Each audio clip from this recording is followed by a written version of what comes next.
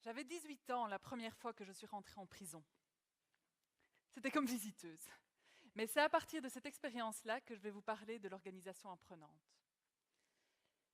Je ne sais pas si certains d'entre vous ont déjà eu l'occasion de rentrer en prison. Voilà, certains. Je vous conseille vraiment tous d'y aller. L'entrée en prison, pour moi, a été un choc incroyable. Il a déterminé toute ma vie, il a déterminé mon choix d'études, et je sens encore aujourd'hui l'odeur qu'il y avait dans cette prison. Je sens encore les relations, les tensions, les bruits de ces grilles, les bruits de ces différents trousseaux.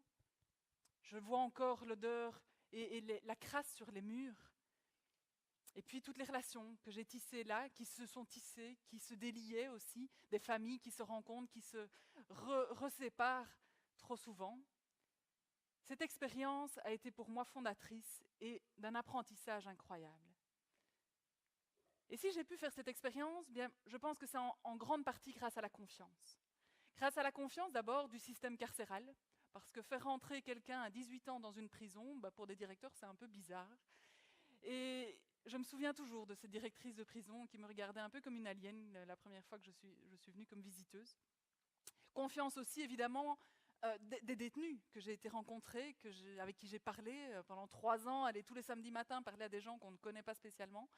Il faut une certaine dose de confiance. Et puis confiance de mes parents qui laissent leur fille de 18 ans rentrer dans un milieu que eux-mêmes ne connaissent absolument pas et qui n'est pas le plus sexy des milieux. Voilà, ça demande pas mal de confiance.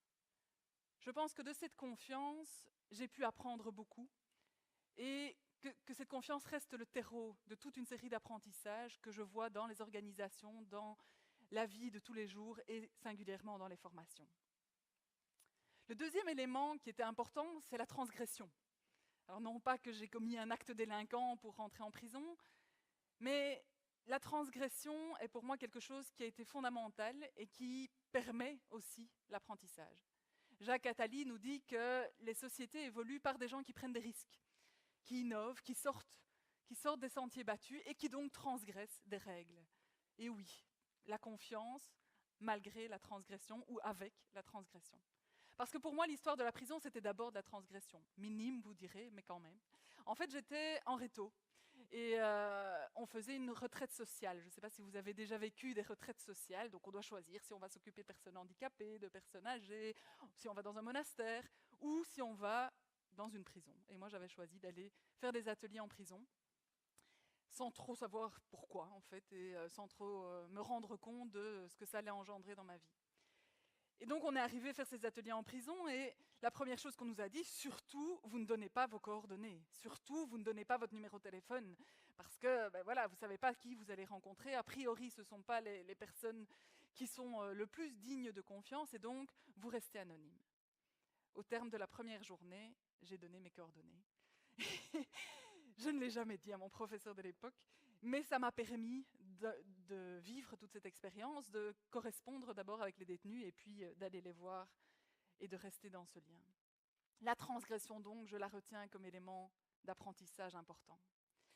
Et puis, je vous l'ai dit, ça a orienté mes études. J'ai fait la criminologie et ça m'a permis de donner des différents regards, de prendre d'autres paires de lunettes sur une expérience que j'avais vécue d'abord dans ma chair, dans mes sens, que j'avais ressentie au plus profond de moi et qui m'avait bouleversée, chamboulée. Et la criminologie, elle est venue avec ses théories, avec ses études, ses analyses, ses recherches sur quelque chose que j'avais vécu. Et ça m'a donné un tout autre regard, évidemment, sur l'univers carcéral et d'autres manières de voir le détenu, son trajet de vie, son récit de vie, comme le dirait Marianne. Et de ces différents regards, j'ai pu aussi apprendre à faire une alternance entre des expériences plus méta et puis du concret. Et puis partir du concret pour redégager des théories, des analyses plus méta. Et en permanence réussir à faire cette alternance entre concret et puis moins concret, entre théorie et pratique, eh bien, là aussi, j'ai dégagé une série d'apprentissages et j'essaye en permanence de de continuer cet équilibre et cette alternance entre les deux. Un peu comme quand on a une difficulté, notamment dans l'éducation de son enfant. Hugues parlait des enfants connectés, ben voilà, moi j'en ai un, et je ne me suis jamais intéressée à ça, si ce n'est dans les conférences, jusqu'au moment où j'ai été face à mon ado qui ne veut plus décoller de ces différents objets connectés. Et c'est là qu'on commence à vraiment s'intéresser, à aller chercher des théories, à aller comprendre, à aller chercher la connaissance qui va nous permettre de lire l'expérience vécue qu'on sent dans nos chairs et où on se dit mais qu'est-ce que je fais avec ça, comment est-ce que je vis ça, sans être le vieux réac, toujours dans la génération X, mais face à un Z là qui est déjà fameusement connecté. Et donc ces différents regards m'ont permis aussi, eux, de petit à petit apprendre et d'organiser mon savoir vers les organisations dans lesquelles j'ai travaillé. Parce que depuis cette expérience, depuis la fin de mes études, je travaille au développement des êtres humains, au développement de leurs compétences, au développement de leur potentiel. Et je me consacre vraiment à essayer de trouver du sens dans leur vocation, dans leurs apprentissages, dans voilà, comment est-ce qu'on peut trouver du sens dans les trajets de vie de chacun.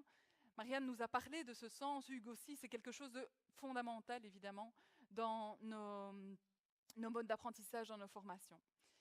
Et le sens reste un élément qui va fonder en permanence nos formations professionnelles.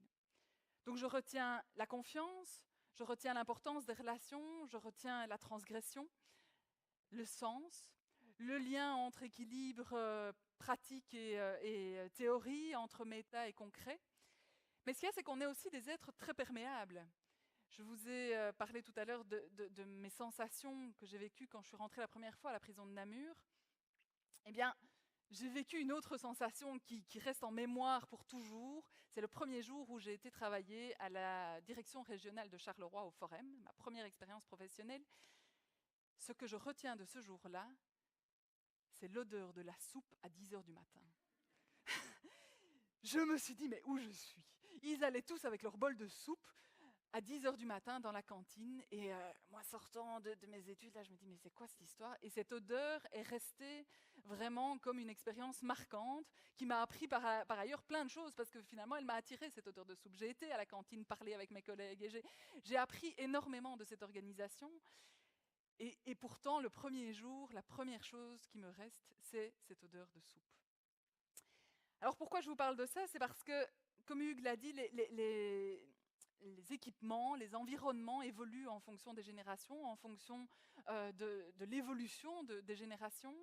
Et donc certaines organisations l'ont compris et avancent déjà dans l'amélioration de leur espace de travail, dans le fait d'avoir des espaces de travail qui sont peut-être différents de bureaux cloisonnés, qui nous permettent d'avoir des relations autres avec nos collègues, de partager plus nos connaissances, d'avoir des moments de papote qui sont infiniment empreints d'apprentissage, d'avoir des espaces cafés qui sont peut-être améliorés pour nous permettre justement d'échanger, d'être dans la curiosité, etc.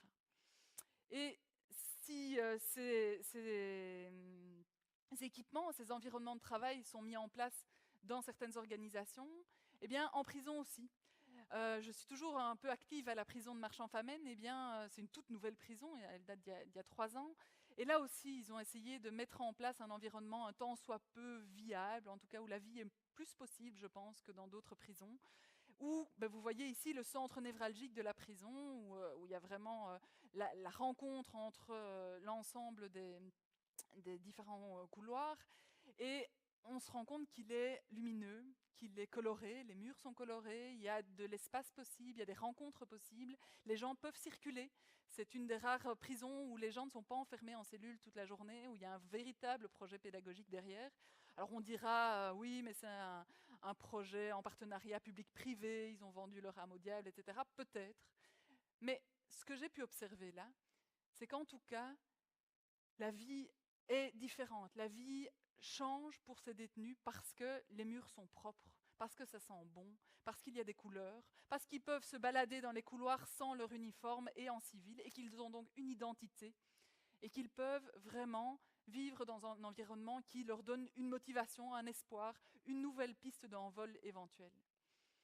Et dans nos organisations, nous pouvons faire pareil. Alors certains ont poussé ce concept jusqu'aux villes apprenantes.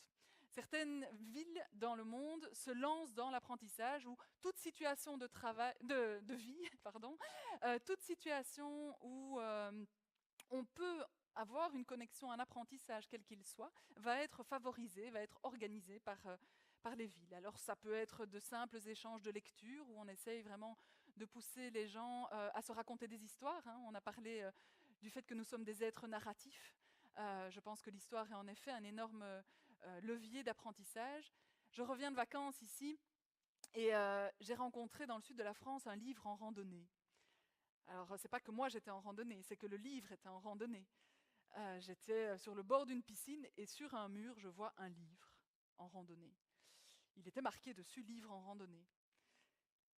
Et je l'ai pris et je me suis rendu compte qu'en fait la bibliothèque municipale proposait de prendre ce livre, de le lire et d'en faire un commentaire sur Facebook.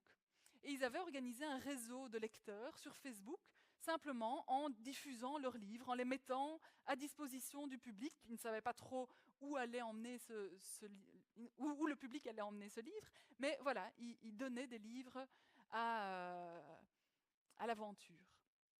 J'ai trouvé ça merveilleux parce que je trouve que c'est là vraiment un exemple de cité apprenante ou d'organisation apprenante qu'on pourrait reprendre très facilement dans nos organisations. Alors d'autres exemples sont de mettre une tribune.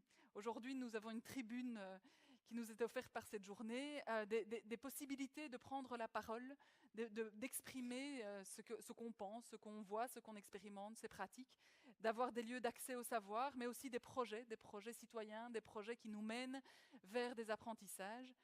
Tout ça est possible dans nos organisations. Tout ça est possible par toute une série de petits gestes, de petites pratiques que vous pouvez mettre en place chacun d'entre vous.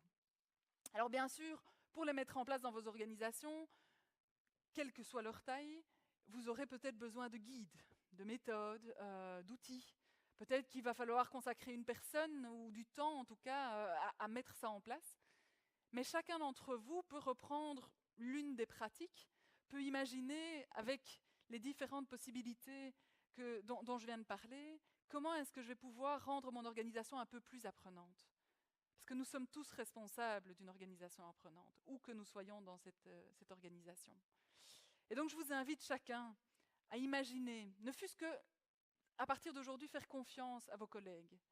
Rien que ça, faire confiance à vos collègues. Vous n'en faites pas, l'entreprise est suffisamment sécurisée. Tout comme la prison, les règles sont bien cadrées, il y a une sécurité. Vous pouvez faire confiance et vous pouvez petit à petit entrer par ce biais-là dans l'organisation apprenante. J'ai vraiment le souhait au terme de cette conférence que chacun d'entre vous parte avec une petite pratique, ne fût-ce qu'une, pour que l'effet papillon se produise dans toutes vos organisations et qu'on puisse parler d'organisation apprenante. Je vous remercie.